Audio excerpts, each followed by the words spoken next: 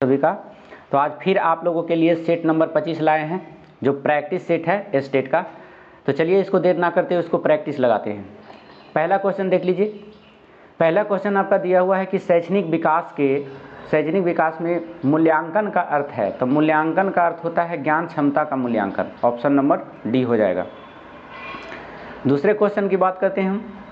संज्ञानात्मक विकास के 4 चरण संवेदी पेशीय, पूर्व संक्रियात्मक, स्थूल संक्रियात्मक और औपचारिक संक्रियात्मक की पहचान की गई है। किसके द्वारा? तो हम संज्ञानात्मक विकास के जनक के बारे में बताए थे, आपको वीडियो भी मिल जाएगा। तो ये जीन पियाजे के माध्यम से बताया गया था कि संज्ञानात्मक विकास के 4 चरण है। अगला क्वेश्चन है, जिन विद्यालयों में समेकित शिक्षा दी जाती है उसके शिक्षकों को किस क्षेत्र विशेष में प्रशिक्षित करना चाहिए? 3 का हो जाएगा ये। ऑप्शन नंबर ए हो जाएगा, विशेष आवश्यकता वाले बच्चों की पहचान और शिक्षण में। नेक्स्ट है, निम्नलिखित व्यक्तियों में से कौन अपने बच्चे या बच्चों को आंतरिक प्रेरणा दे रहा है? तो आंतरिक प्रेरणा दे रहा है ऑप्शन नंबर डी। अब इसको पढ़ेंगे तो समझ में आ जाएगा।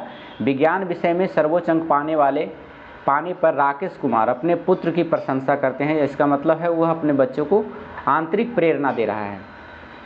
अगला क्वेश्चन है, कोहल वर्ग का विकास सिद्धांत निम्न में से किससे संबंधित है? तो कोहल वर्ग जब भी आया, जिसके बारे में भी हम चर्चा किए थे कि नैतिक विकास के सिद्धांत का जनक कहा जाता है कोहल वर्ग को। और कोहल वर्ग कहाँ थे? तो ये अमेरिका के थे। इसके बारे में हम बताए थे। चलिए नेक्स्ट क्वेश्चन आपका दिया है, प्राथमिक कक्षा में सकारात्मक वातावरण निर्मित करने के लिए एक शिक्षक को क्या करना चाहिए? तो ऑप्शन नंबर डी हो जाएगा, विभेद नहीं करना चाहिए और प्रत्येक बच्चों के लिए समान लक्ष्य सुनिश्चित करना चाहिए।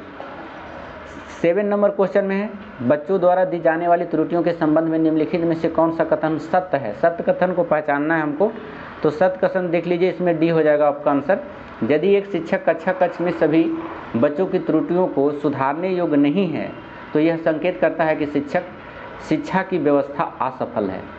मतलब जो बच्चे की त्रुटियां हैं उसको आप नहीं सुधार पा रहे हैं, तो इसका मतलब है कि आपकी शिक्षण असफल है, आपकी व्यवस्था असफल है। 8 नंबर क्वेश्चन में लेके चलते हैं आपको, बने रहेंगे हमारे साथ। चलिए देखिए, 8 नंबर क्वेश्चन में कह रहा है, किसी भाषा में अर्थ की सबसे छोटी इकाई है। देखिए, भाषा में सबसे छोटी इकाई की बात करें तो रूपिम कहलाता है, और अगर ध्वनि की सबसे छोटी इकाई कहे तो वो स्वनिम कहलाता है। दोनों बात पूछा जाता है, दोनों आप याद रखिएगा। बुद्धि लब्धांक समानता डैश रूप में शैक्षणिक निष्पादन से संबंधित होते हैं। तो यह है उच्च मूल्यांकन जो होता है वो सबसे उच्च होता है। शैक्षणिक निष्पादन से संबंधित होते हैं तो उच्च रूप से शैक्षणिक निष्पादन से संबंधित होते हैं। 10 नंबर क्वेश्चन है, सीखने के लिए आकलन निम्नलिखित का ध्यान है सिवाय किसके सिवाय? तो विद्यार्थियों की आवश्यकताएं। जो विद्यार्थियों की आवश्यकता है उसे अगर फुलफिल हो जाता है तो उसे सीखने में बहुत आनंद प्राप्त होता है। अगला क्वेश्चन है 11 नंबर में, विवेचनात्मक शिक्षा शास्त्र का यह दृढ़ विश्वास है कि ऑप्शन नंबर डी हो जाएगा इसमें, शिक्षार्थियों के अनुभव और प्रत्यक्षण महत्वपूर्ण होते हैं। ऑप्शन नंबर डी सही आपका आंसर है। एक शिक्षिका अपने विद्यार्थियों की विभिन्न अधिगम शैलियों को संतुष्ट करने के लिए वैविध्यपूर्ण कार्यों का उपयोग करती है। तो वह डैश से प्रभावित है। किससे प्रभावित है? तो वो प्रभावित है गार्डनर के बहुबुद्धि सिद्धांत से। देखिए, गार्डनर के बहुबुद्धि सिद्धांत ने बताया था कि बच्चों को किस शैली से सिखाया जाए, उसी एक्सपेरिमेंट के माध्यम से सिखाया जाए तो बहुत जल्दी सीखते हैं। अगला क्वेश्चन है 13 नंबर में, जब एक निरयोग बच्चा पहली बार विद्यालय जाता है तो शिक्षक को क्या करना चाहिए? तो शिक्षक का दायित्व है कि सरकारी योजना विकसित करने के लिए बच्चों के माता पिता के साथ चर्चा करनी चाहिए। पहली बार जाता है तो शिक्षक का दायित्व बनता है कि वह उसके माता पिता से बात करे, चर्चा करे, ताकि उसकी कमजोरी पता चले और उसकी योग्यता पता चले। नेक्स्ट क्वेश्चन है 14 नंबर में, शिक्षा के संदर्भ में समाजीकरण से तात्पर्य है। समाजीकरण के बारे में भी बहुत क्वेश्चन पूछा जाता है, तो इसका भी आंसर डी हो जाएगा, समाजीकरण सामाजिक वातावरण में अनुकूलन और समायोजन। अगला क्वेश्चन है, अधिगम के पराक्रम में अभिप्रेरण अभिप्रेरण मतलब होता है मोटिवेशन। तो अभिप्रेरण किससे संबंधित है? तो 15 का आंसर डी हो जाएगा। नए सीखने वालों में अधिगम के लिए रुचि का सृजन करना ही अभिप्रेरण कहलाता है। जब किसी को मोटिवेशन करते हैं तो वो नए चीज़ पर ध्यान देता है, सीखने की ध्यान देता है, जो उसके अंदर पहले से मौजूद है, उसको अंदर से प्रेरणा मिलती है, रुचि जागती है मोटिवेशन से। तो अभिप्रेरणा जब भी आए तो समझ जाना कि मोटिवेशन कह रहा है। नेक्स्ट, कक्षा में विद्यार्थियों की रुचि बनाए रखने के लिए एक शिक्षक को उचित है क्या करेगा? तो ये करेगा प्रश्न पूछना। बच्चों से प्रश्न पूछे क्लास में तो उसे रुचिकार बनाया जा सकता है विद्यार्थियों में। नेक्स्ट क्वेश्चन है आपका 17 नंबर क्वेश्चन में, बने रहेंगे हमारे साथ। चलिए देखिए, 17 नंबर क्वेश्चन कह रहा है कि छात्रों को रटने की आदत कम करने हेतु आए क्या वो सुझाव देंगे। यानी जो बच्चे रटकर याद करते हैं, तो आप चाहते हैं कि रटकर बच्चे नहीं याद करें, तो उसके लिए क्या सुझाव होनी चाहिए? तो ये है आपका ऑप्शन नंबर सी है, शिक्षण विधि में परिवर्तन। आप शिक्षण विधि में परिवर्तन करके ऐसा व्याख्या करके पढ़ाएं ताकि बच्चे के दिमाग में सेट हो जाए। 18 नंबर में, यदि कक्षा के अधिकांश बच्चे गृह कार्य करके ना लाएं तो शिक्षक को क्या करना चाहिए? होमवर्क नहीं बना के लाए तो बच्चे को क्या करना चाहिए? ऑप्शन नंबर सी, यह पता लगाना चाहिए कि गृह कार्य अधिक कठिन तो नहीं। अगला क्वेश्चन है 19 नंबर में, प्रशिक्षण अध्यापन कार्यों की एक ऐसी प्रणाली है जो अंतः पारस्परिक संबंधों के माध्यम से अधिगम लाती है। यह परिभाषा है, यह परिभाषा किसने दिया था? तो यह परिभाषा दिया गया था स्मिथ के द्वारा। ऑप्शन नंबर ए हो जाएगा। शिक्षण की निम्नलिखित तकनीकों में से किसमें मूल प्रवृत्तिक अभिप्रेरण का गुण पाया जाता है? तो प्रावृत्तिक अभिप्रेरण, इसके बारे में भी हम क्लास में चर्चा किए थे, वीडियो आपको पड़ा हुआ होगा, आप देख सकते हैं अभिप्रेरण के बारे में। तो इसका आंसर हो जाएगा बी, छात्रों से अन्योन्य क्रिया, मतलब छात्रों से जो क्रिया करवाना है तो वो स्वयं करवाना है उसे, ताकि उसकी अभिप्रेरणा जागे, उसके अंदर गुण पाया जाता है। तो इसमें मूल प्रवृत्ति के अभिप्रेरण कहलाता है वो। अगला क्वेश्चन है, अभिकर्मित अनुदेश का विचार सर्वप्रथम दिया गया था। अभिकर्मित अनुदेश का विचार दिया गया था आपका स्किनर के द्वारा। ऑप्शन नंबर डी हो जाएगा। अगला क्वेश्चन है 22 नंबर में, सबसे अच्छा अधिगम वह है जो, अधिगम माने होता है सीखना, यानी सबसे अच्छा तरीका से सीखा जाता वह विधि है जो है, क्या है? तो वो हो जाएगा ऑप्शन नंबर बी, छात्र स्वयं प्राप्त करे। नेक्स्ट है शिक्षणार्थ भ्रमण, एजुकेशनल टावर जिसको कहा जाता है, में आप बच्चों को क्या उपेक्षा करेंगे? तो इसका आंसर ए हो जाएगा, बच्चे हर स्थान व वस्तु को ध्यान में रखें और उसके बारे में शिक्षक से प्रश्न करें। यह होता है भ्रमण। देखते हैं कभी कभी सेशन ख़त्म हो जाने के जो है बच्चे को टूरिज्म पर ले आया जाता है। किस लिए ले जाता है? ताकि उस स्थान के बारे में बच्चे जानें, क्योंकि प्रैक्टिकल से जितना नॉलेज ग्रहण करने की क्षमता अधिक होती है उतना किताबी से पढ़ने से नहीं होता है, किताबों से नहीं होता है। इसीलिए टूरिज्म कराया जाता है ताकि बच्चे वहाँ देखें और शिक्षक से जो प्रश्न आए उसके अंदर में वो करे। 24 नंबर में देखिए, 24 नंबर कह रहा है, ऐसे व्यक्ति जिनकी उच्च स्तरीय उपलब्धि आवश्यक होती है, वे जब बहुत कठिन कार्य का सामना करते हैं तो बहुत जल्दी उस कार्य को क्यों छोड़ देते हैं? मतलब कोई कार्य शुरू किया, उसको कठिन लगा तो छोड़ देते हैं, क्यों छोड़ देते हैं, इसी के बारे में पूछ रहा है। तो इसमें हो जाएगा ऑप्शन नंबर डी हो जाएगा, उनमें उच्च श्रेणी के कार्य कुशलता की आवश्यकता होती है। नेक्स्ट अगला क्वेश्चन है, थर्स्टर ने बौद्धिक कार्यों को कितने भागों में बांटा था? तो ये बांटा था 7 भागों में बांटा था थर्स्टर ने। थर्स्टन है बुद्धि लब्धि का जनक कहा जाता है थर्स्टन को, ये भी याद रखिएगा आप। अब बुद्धि लब्धि का सूत्र भी दिया था थर्स्टर ने, लेकिन बाद में टार्मैन ने उसे संशोधन किया और फिर उसे सही किया। अगला क्वेश्चन है, 7 वर्ष की आयु तक पहुँचते पहुँचते एक समान बालक का शब्द भंडार हो जाता है। यानी 7 वर्ष जाते जाते बच्चों में उसके अंदर कितनी शब्द की भंडार हो जाता है, ये पूछ रहा है क्वेश्चन में। तो 26 का है बी, 6000 शब्द उसके अंदर इकट्ठा हो जाते हैं। नेक्स्ट क्वेश्चन चलते हैं हम लोग, अगले क्वेश्चन की बात करेंगे 27 नंबर क्वेश्चन में।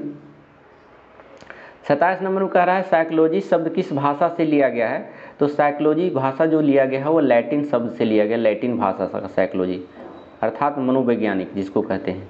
अगला क्वेश्चन है बाल व्यवहार में परिवर्तनों का कारण है। बाल व्यवहार में परिवर्तन का कारण जो है अधिगम एवं परिपक्वता दोनों का उचित मात्रा से ही बाल व्यवहार के में परिवर्तन आता है।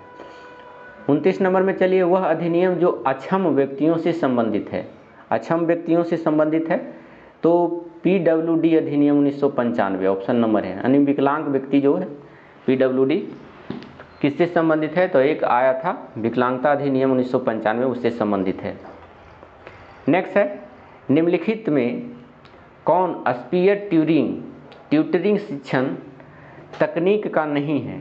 तकनीक का नहीं पूछ रहा है तो है व्याख्या देना, जबकि पुनर्बलन, व्याख्या करना, मॉडलिंग ये सब जो है पीयर ट्यूटरिंग शिक्षण का कार्य से संबंधित माना जाता है, लेकिन व्याख्या नहीं माना जाता है।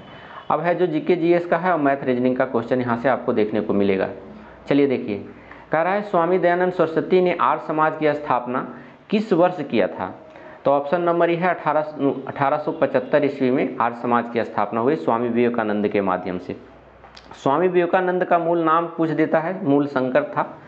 उनका जन्म गुजरात के मोरबी में हुआ था, है ना, मोरबी रिसायद में टंकारा में। कब हुआ था, तो इसको भी याद रखेंगे 1824 ईस्वी में इनका जन्म हुआ था स्वामी विवेकानंद का। स्वामी विवेकानंद पूर्णानंद ने मूल शंकर का नाम दयानंद सरस्वती कर दिया था। इसका पूरा नाम जो था स्वामी पूर्णानंद था, लेकिन फिर उसका मूल नाम अगर पूछ लिया जाए तो मूल शंकर नाम था उनका। और इनके गुरु का नाम पूछ लिया जाता है, इनका गुरु का नाम, स्वामी विवेकानंद के गुरु का नाम क्या था, तो विरजानंद था।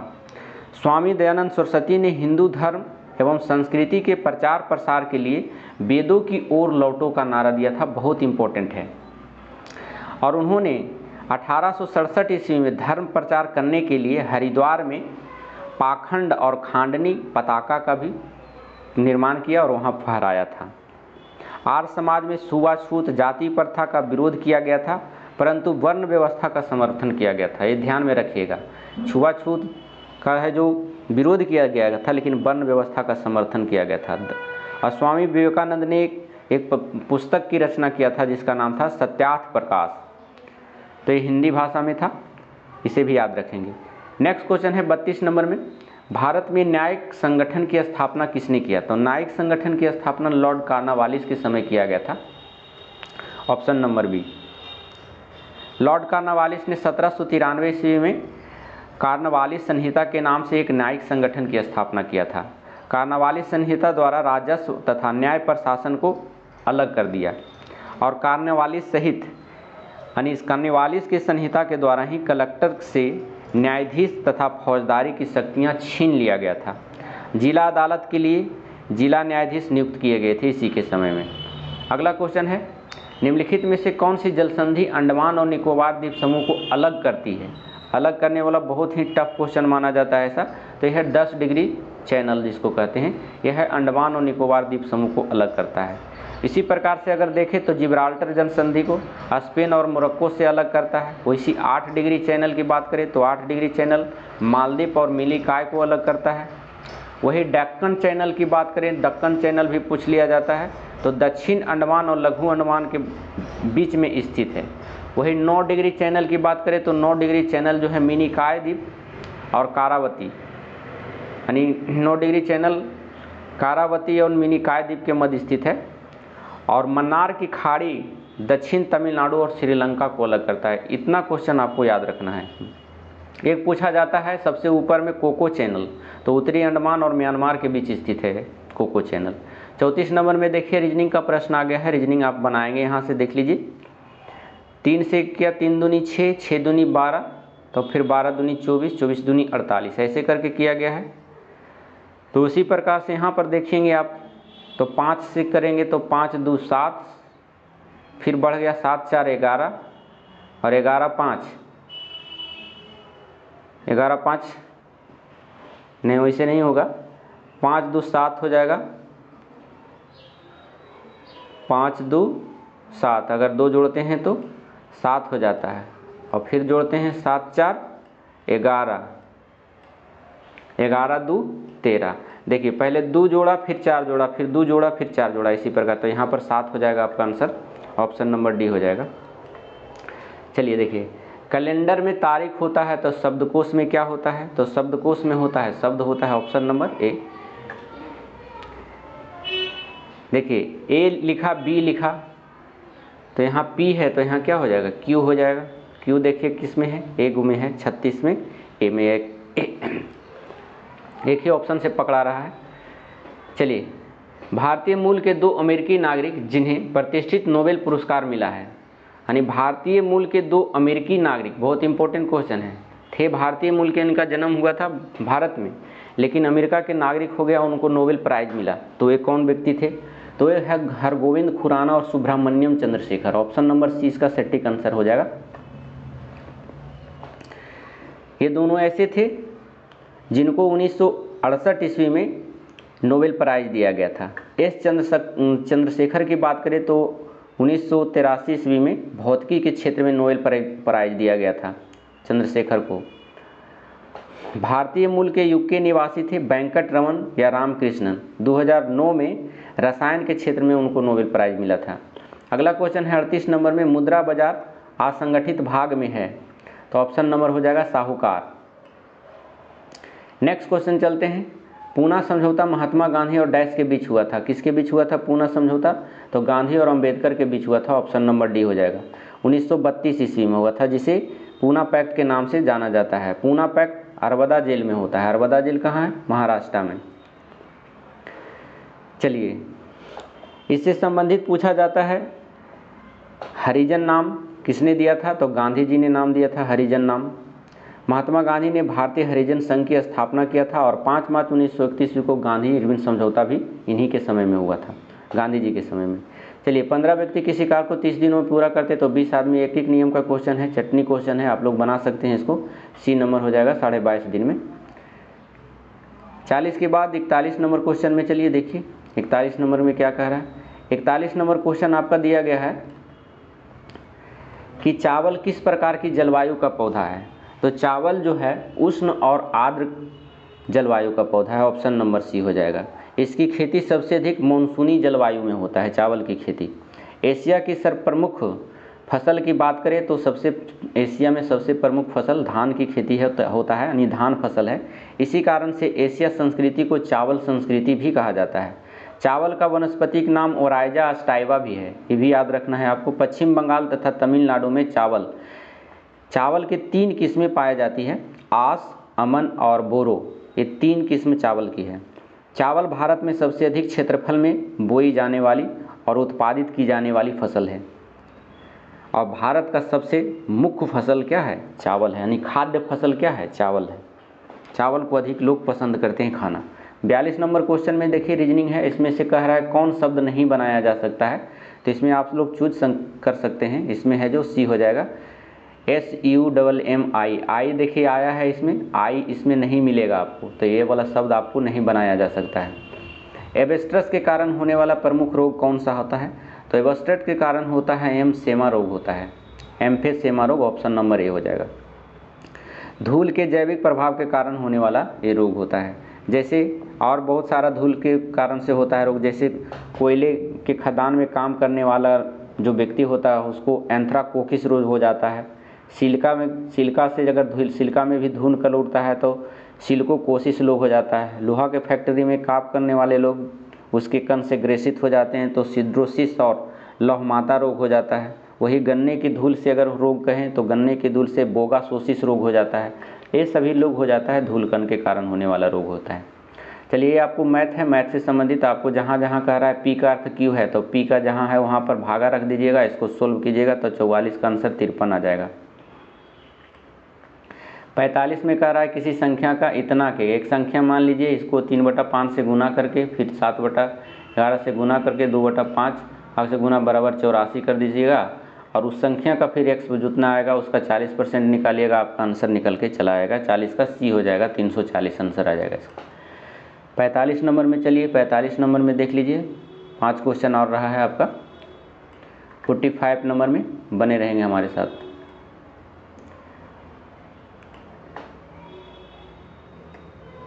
चलिए 46 नंबर में है, देखिए इसका कह रहा है कि HCF निकालना है। तो जब भी ऐसा क्वेश्चन है फ्रैक्शन में दिया रहे HCF कहे निकालने के लिए, कभी LCM कहे, तो जिसको कह रहा है HCF ज्ञात करना है तो ऊपर वाला को HCF निकाल देना है और नीचे वाला को LCM निकाल देना है। तो इसका आंसर आपका निकल कर आएगा 2/7371, ऑप्शन नंबर डी हो जाएगा। चलिए अगला क्वेश्चन आपका है 47 नंबर का। 47 नंबर में किसी धनात्मक संख्या उसके वर्ग को घटाया जाता है तो शेषफल इतना बचता है, तो संख्या कौन सा है?